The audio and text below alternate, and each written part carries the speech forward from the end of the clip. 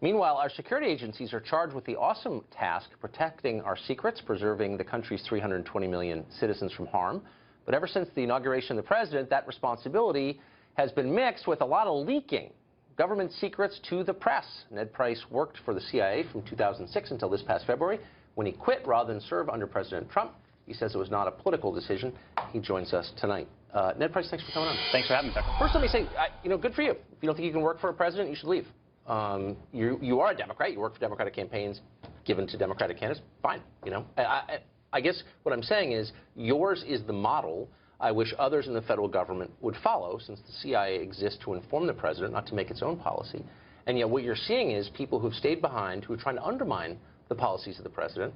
And that's unconstitutional. Well, Tucker, look, I certainly appreciate the compliment, but let me just make the point that our intelligence community is not comprised of Republicans or Democrats. They're not comprised of progressives or conservatives. These are people who have signed up to protect the country they love, regardless of who is in the Oval Office. I worked proudly under President George W. Bush as a CIA analyst when I first started. I worked proudly under President Barack Obama, whom I later served in the White House. But this is not the intelligence community. It is not a shifting sand based on which political party is in power, nor should it be. It shouldn't be. Right, Look, exactly. I've lived here a long time. It's an enormous federal government. Part of what you said is true. Part of it's not. There are partisans in the government, permanent government, and I know them. So that's untrue. But I think most of them. Tucker, that's the nature of our government. That of course you can have personal political beliefs, as you do and as I do, but you can still fulfill the function that you are charged with as a public servant, whether it's a Republican or Democrat. That's not actually the point that I'm making. My point is that people who serve in a bunch of different agencies, including CIA and throughout the intel community, have certain views of policy that they are wedded to. And that in this case, and there's been a lot of reporting on this, they believe Trump will undermine their goals, and so they are trying to undermine Trump. And what I'm saying, withholding information from him, for example, and what I'm saying is things fall apart. I don't think there's any evidence of that, first of all. Really? The New York Times reported it. I believe them. I think it was the Wall Street Journal that reported that, but I don't think there was any evidence to actually back that up. And I think that the CIA director and the director of national intelligence has actually come out and said that's not true. Okay. But here's what we know. They didn't like Mike Flynn. Fine. But then they destroyed him by leaking, and committed a felony in so doing, a transcript of his conversation, which was surveilled with the Russian ambassador. They're not allowed to do that. They did it to affect a political end, and we should be worried about that. Let me make the very important point that there is never any justification for the leaking of classified information. It is illegal, and it has the potential to put lives at risk.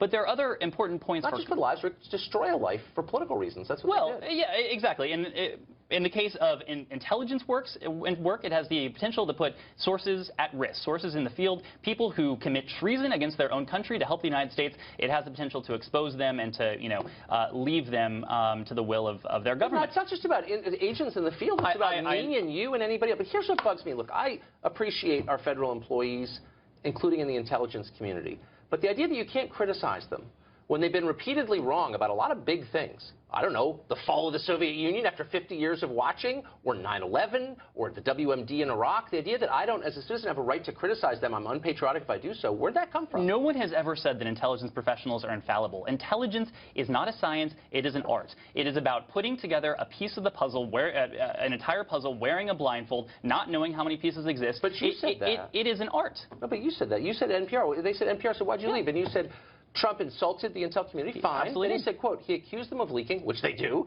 and doubted their work. What's wrong with that? Isn't that my right? There is nothing wrong with doubt, with being skeptical. What the point I was making to NPR is that President Trump, who was then the GOP nominee at the time, in the third debate, just casually cast aside the high confidence assessment of all 17 intelligence community agencies that Russia had meddled in our election. He didn't have any proof otherwise. He didn't have any justification for it. He just said he didn't believe it. Well, they didn't have any proof either. And by the way, all of our Stansfield Turner, who ran CIA, as you know, for an awfully long time, said when the Soviet Union fell, no one there knew this was going to happen. Tucker, is someone... So, that's not crazy. A consensus is not the truth, by definition. As someone who spent years working on analysis within the CIA, I know that a high-confidence assessment, there is something to that. And a high-confidence assessment that is signed onto by 17 intelligence communities, agencies, all 17 agencies... Are there really 17? What are the 17 intelligence agencies? People throw that around. I don't know what they are. What are they? There's a CIA, there's a DNI, there's a DIA, there's the FBI, there's the NSA. You go on and on and on. No, that's 5.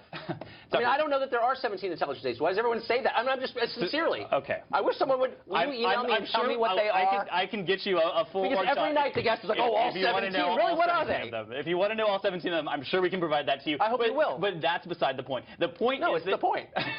It's that the point is, look, you're claiming knowledge of something that you haven't produced. If you're going to affect the political process with a claim, I, as a citizen, have a right to know what the heck you're talking about. Tucker, they produced their report. I read it. No, you didn't, because it's classified. No, I read the public. Exactly. Summary of it. Yes. And it didn't tell me anything. Well, I'm sorry that's how you feel, but both in that January report and then in the October attribution statement on October 7th, all 17 intelligence community agencies signed on to this statement with high confidence that Russia was behind this. Subsequent to that, in January, they produced a classified assessment and an unclassified assessment that laid out their case in great detail. You certainly read the unclassified version, but there is a classified version that has data points. We got to go. We're out of time. Ned, it's great to see you. Come back. We'll be right back.